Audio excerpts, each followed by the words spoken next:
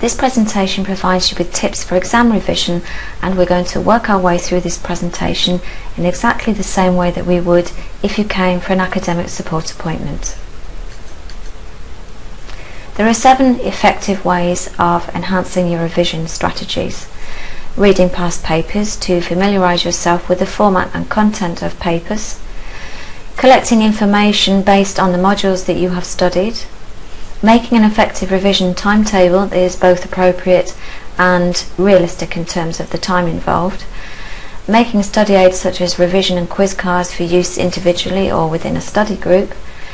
Practicing writing essay type answers for exams, and making use of online revision and study aids.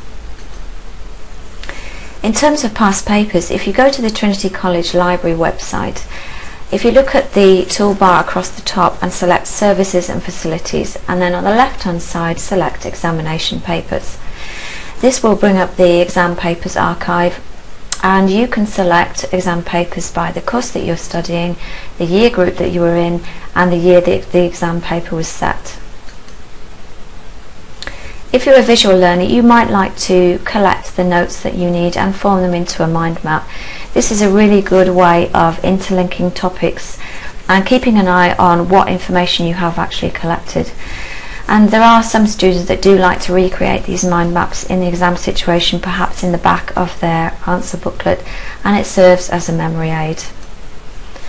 In a similar way, you can use Post-it notes to remember key facts, words or dates. For example, on the right hand side, this is a Post-it note about Maslow's hierarchy of needs, of which there are 5, and the abbreviations represent self-actualization, esteem, love and belonging, safety and physiological. Now the idea is to make sets of these Post-it notes and to put them in places around your living space where your eye is going to fall on them naturally. So for example, one on the back of your bedroom door, one on your mirror, a set of them on the walls going up the stairs. And then the idea is in the exam you try and recall where you saw the Post-it note and you try and see it in your mind's eye. You could also use a similar technique, but using or making rather revision quiz cards. You can use these to test yourself individually or within a study group, or ask a member of your family to test you. But the important thing to remember is not to put too much information on each card. You could also, particularly if you're an auditory learner, turn your notes into MP3 audio files. Now you can do this using a software in college called Text Help Read and Write Gold, or you can also do it by email using a service called RoboBraille. Full information on how to do this is in our presentation called Converting Text to Speech. It's really important to make an effective revision timetable. You can download blank timetables from the web. One of the key things that you have to remember is that increasing your chance of remembering depends on you looking over your notes, and it's advised that you look at them after an hour, then the next day, then 1 week later, and then 1 month later, and it's really important that you build this into your revision timetable. So for example, I have a timetable here for Junior Freshman BESS course. As you can see, we've built in a break time. You could also do this for a mid-morning or mid-afternoon break. We've broken down the course into topics, and we've arranged this so we're not spending a whole day on one particular topic.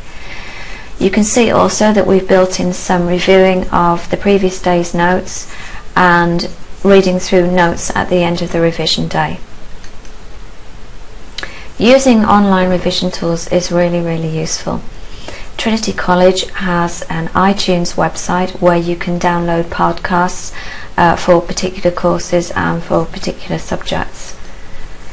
You could also type keywords into YouTube or Google. For example, I typed in SPSS tutorials and came up with quite a number of videos to watch which tell you exactly how to use SPSS right from the very basics.